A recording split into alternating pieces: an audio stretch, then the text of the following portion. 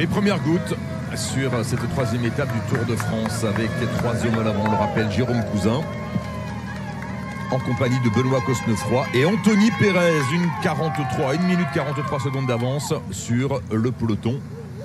Et la pluie donc qui arrive, on le voit, la chaussée est humide. Alors que les coureurs viennent d'aborder la première difficulté de la journée, le col du Pilon, 8 km 400 à 5% de moyenne.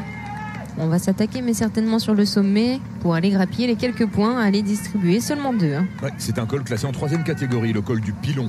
Voilà, 2 points et 1 point aux 2 premiers au sommet.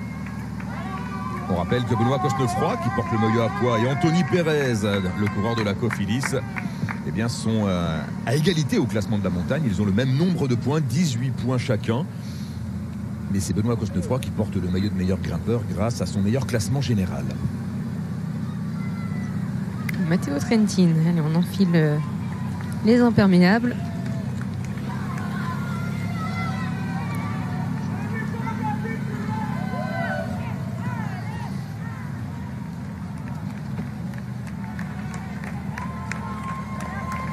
Et nous sommes entrés dans la capitale mondiale de la parfumerie. Nous sommes à Grasse, figurez-vous. J'ai presque envie de céder le micro à Marion Rousse, qui sera beaucoup plus calée que moi sur le sujet des parfums. Je suis pas sûr. Il faut vous dire qu'autrefois, cette ville était une ville de tanneurs. Et vous savez, quand on faisait des gants, les gants étaient vendus parfumés. Et la corporation s'appelait donc la corporation des gantiers parfumeurs. Et c'est comme ça que petit à petit, toutes les grandes maisons de Grasse, qui étaient au départ des maisons de peausserie, de mégisserie, se sont spécialisées dans la culture, dans la fabrication de parfums, avec bien entendu tout l'arrière-pays grassois qui est entièrement voué aux fleurs, bien sûr. Alors là, ce que vous avez juste sous les yeux, elle est assez spectaculaire. C'est la cathédrale Notre-Dame du Puy. Le Puy, c'est le quartier central de la ville. Et pourquoi une cathédrale ici ? Parce qu'au XIIIe siècle, on a décidé de déplacer l'évêché qui se trouvait à Antibes et qui a donc été installé ici à Grasse. Elle possède notamment 3 très belles œuvres de Rubens, cette belle cathédrale Notre-Dame du Puy. On est dans une ville riche, bien entendu. Vous imaginez que le commerce du cuir dans un premier temps et du parfum dans un deuxième temps a beaucoup enrichi cette ville.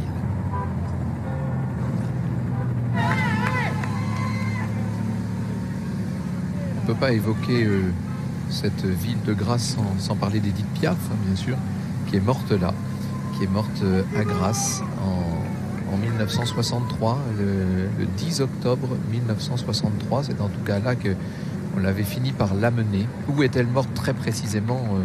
On ne le saura jamais. Vous savez qu'elle est morte le 10 octobre 63, le même jour que Jean Cocteau, dont je parlais tout à l'heure, et qui a été lui aussi l'un des chantres de la Côte d'Azur.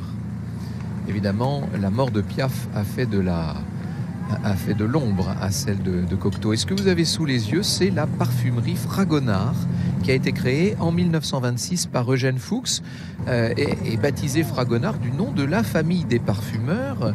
Il faut savoir que le père du grand peintre Jean-Honoré Fragonard était lui-même gantier parfumeur à Grasse. Et donc cette parfumerie Fragonard comporte un musée de la parfumerie qui regroupe une collection qui fait revivre toute l'histoire du parfum depuis 3000 ans. Vous voyez là toutes les alambics, les distillateurs, les moules à savon, etc. Beaucoup d'échantillons également de ces essences qui ont permis de fabriquer tous ces parfums grassois. Il y a d'autres grandes maisons, la maison Gallimard, la maison Molinard également. Ce sont les 3 parfumeurs historiques de Grasse qui ouvrent leurs portes pour des visites guidées gratuites. Il suffit simplement de vous inscrire à l'avance. Voilà quelques très belles pièces de la collection présentées à la parfumerie Fragonard dans ce musée de la parfumerie, avec des nécessaires de voyage d'une beauté folle et des petits flacons et toutes sortes de petits flacons à sel et à parfum. Fragonard, le voilà, vous avez quelques évocations, là, quelques œuvres, dont Le baiser dérobé, bien sûr, célébrissime œuvre de Jean-Honoré Fragonard, dont la touche extrêmement gracieuse, extrêmement vive, se prêtait très bien aux scènes de genre, et plus particulièrement aux scènes libertines, galantes, parfois même un peu érotiques, il faut bien le dire. Il y a chez Fragonard un paradoxe, c'est que c'est un peintre qui meurt assez tard, au début du 19e siècle. Il aura traversé toute la période néoclassique, mais son œuvre, ses tableaux, restent définitivement attachés au grand style rocaille du règne de Louis XV. On sait que Madame du Barry, la dernière favorite de Louis XV, avait refusé les grands panneaux qu'il avait peints pour elle, pour sa maison de Louvciennes. Elle les trouvait justement trop rococo, pas assez classiques à son goût. La parfumerie Molinard, vous l'avez là sous les yeux, elle est en rouge au milieu de votre écran. Et puis au premier plan, donc, cette très belle cathédrale Notre-Dame du Puy. Il y a un livre, un roman magnifique qui s'appelle Le Parfum de Patrice Susskind, vous savez, qui a été porté à l'écran d'ailleurs, qui est devenu un film, et qui est une évocation magnifique de l'obsession qui s'est emparée de certains pour les fragrances, les senteurs, tout ce qu'il y a de plus raffiné et parfois aussi de plus repoussant dans les odeurs. Oui, et la pluie fait ressortir d'autres parfums. Des parfums de bitume. Voilà, celui du bitume par exemple. On va retrouver